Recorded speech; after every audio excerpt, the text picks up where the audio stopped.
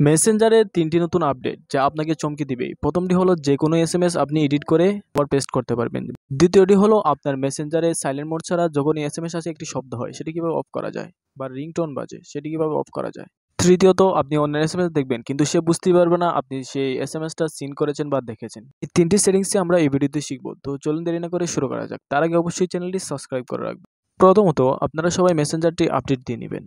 তা না হলে আপনাদের যে ৩টি সেটিংস নাও হতে পারে। কারণ নতুন আপডেট সবকিছু আপডেট করে নিবেন। তো আপনারা দেখতে পারতেছেন যে আমি আপডেট করে নিয়েছি আগেই। তারপরে ওপেন দেখাচ্ছে, ওপেনে ঢুকে গেলাম।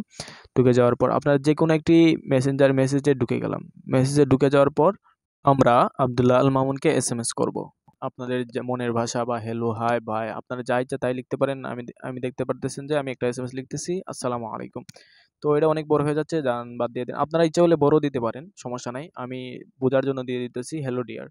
হ্যালো ডিয়ার দেওয়ার পর আমি পেস্ট করে দিচ্ছি। তারপর এটাতে ট্যাপ করে ধরে রাখবেন। ট্যাপ করে ধরে রাখার পর একটা মোর নামে একটি অপশন আসবে, সেটিতে ক্লিক করবেন। দেখতে পারবেন যে এডিট নামে অপশন আছে। তাহলে এডিট আপনারা এখন যা লিখবেন সেটাই কিন্তু আপনাদের এডিট হয়ে যাবে। মজার বিষয় হলো আপনারা যদি কোনো ভুল করেন বা আপনাকে কাউকে মজার জন্য কোনো একটা কথা বলেন সেটি এডিট করে আপনারা আবার পাঠিয়ে দিতে পারবেন। তারপরে দেখতে পারতেছেন যে এখন বাই হয়ে গেছে। তবে আপনারা একটা কথা মনে রাখবেন যে অনেকদিন আগের কোনো এসএমএস কিন্তু আপনারা এডিট করতে পারবেন না। আপনারা হয়তো ২ ঘন্টা, ১.৫ থেকে ২ ঘন্টা বা ২ থেকে ৩ ঘন্টা সময় পর্যন্ত আপনারা পাবেন এডিট করার জন্য। আপনারা স্ক্রিনে দেখতেই পারতেছেন যে একটা এসএমএস আসসালামু আলাইকুম লেখা আছে, কিন্তু সেটি ট্যাপ করার পর আপনার এডিট অপশন আসছে না। কিন্তু কেন আসছে না? কারণ এটা অনেকদিন আগের এসএমএস, যার কারণে আপনারা সেটাকে এডিট করতে পারবেন না। আপনারা মূলত এডিট করতে পারবেন ২ থেকে ৩ ঘন্টা। তারপর আপনারা দেখতে পারতেছেন হ্যালো নামে একটি মানে আমি একটা এসএমএস করেছিলাম, কিন্তু সেটা ৩০ থেকে ৩৫ মিনিট বা ১ ঘন্টা হবে, সেটি কিন্তু এডিট হচ্ছে।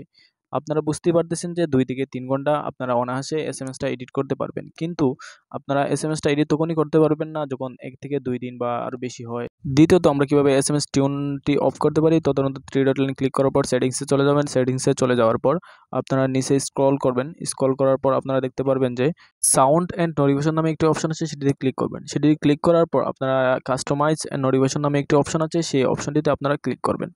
সেই অপশনটিতে ক্লিক করার পর আপনারা দেখতে পারবেন যে নিচে স্ক্রল করবেন। স্ক্রল করার পর আপনার সাউন্ড নামে যে অপশনটি আছে সেই অপশনটিতে ক্লিক করবেন। সেই অপশনটিতে ক্লিক করার পর আপনারা দেখতে পারবেন যে অনেকগুলা টিউন এখানে আছে। আপনারা যেকোনো ইচ্ছা সেটি দিতে পারবেন। আপনারা যদি সেখানে বন্ধ করতে চান তাহলে আপনাদের নো রিংটোন নামের যে অপশনটি আছে সেটিকে সিলেক্ট করবেন। সেটি সিলেক্ট করার পর আপনাদের আর কোনো কাজ নাই, ব্যাকে চলে আসবেন। ব্যাকে চলে আসার পরে সেই কাজটি হয়ে যাবে। তৃতীয়ত আপনাদের যে সেটিংসটা, তার জন্য আই বাটনে ক্লিক করে আপনারা দেখতেই পারতেছেন রিড রিসিপ্ট নামে একটি অপশন আছে। তার কাজ কি? তার কাজ হলো আপনারা সেটি অন থাকে সেটি যদি অফ করে দেন তাহলে আপনারা কারো এসএমএস দেখলে, আপনারা সিন করলে সে বুঝতেই পারবে না আপনি তার এসএমএস সিন করেছেন।